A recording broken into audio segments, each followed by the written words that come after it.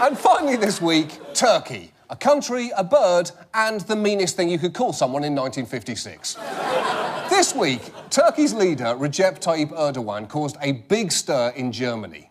Chancellor Angela Merkel has accepted a request to prosecute a comedian who mocked the Turkish president on German television. Now, Erdogan had said that he wanted to take legal action against this comedian because this comedian read a poem on air that made very, very strong remarks against Erdogan. He wants to lock someone up over a poem. Why doesn't he just do what the rest of us do about poetry? Listen to it politely because it's how Sarah has chosen to cope with the divorce.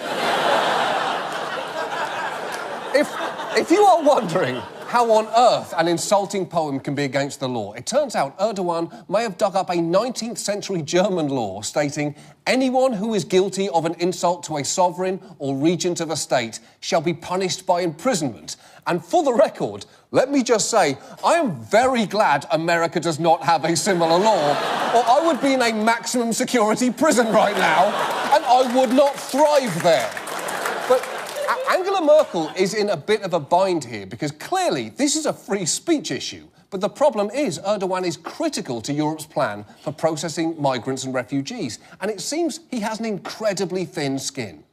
For Recep Tayyip Erdogan, satire is no laughing matter. Since he became president in 2014, almost 2,000 cases have opened for insulting the president.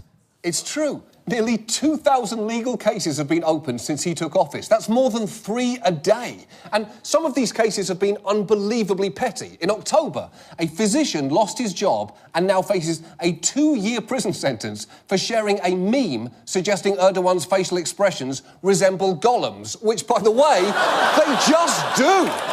That's not a criticism. It's not even a joke. It's just a biological fact. And last April, a journalist received a suspended prison sentence simply for liking a Facebook post that insulted Erdogan. And liking something on Facebook should never be a crime unless maybe you like a co-worker's beach photo at 3 a.m. That is the one exception because that is creepy. And look, Erdogan is the one at fault here. He makes it way too easy to make fun of him. For example, in 2014, he gave an interview in which he said this. You can see that what Israel does to Palestine, to Gaza right now, has surpassed what Hitler did to them. Holy shit! That is very offensive to Israel, and honestly, it's a little offensive to Hitler, who has to be thinking, are you fucking kidding me? What do I have to do? And that same year, he caused a bit of a stir with this remark. You cannot bring women and men into equal positions. That is against nature. Now, that statement is bad enough, but he said it at an international conference for women. The only way that could have been any worse is if he then said, but that's enough of me. Everybody, please welcome Grammy-winning recording artist Chris Brown. You're welcome, ladies. Chris Brown. And when Erdogan tried to smooth things over after that, it didn't go so great. Erdogan did try to offer a compliment of sorts. He says he used to kiss his mother's feet because they smelled of paradise. Oh.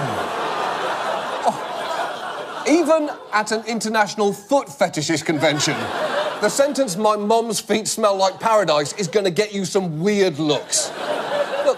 Erdogan is clearly not a pleasant individual, which is why it's so hard to be sympathetic when you see this actual footage of him having his balls stomped on by a horse. Now, we've shown you that footage before, and we'll probably show you it again. Because the point is, Erdogan, if you are so anxious not to be mocked, try not suppressing speech in your country and others, and generally acting in ways that make everyone want to see you get kicked in the balls.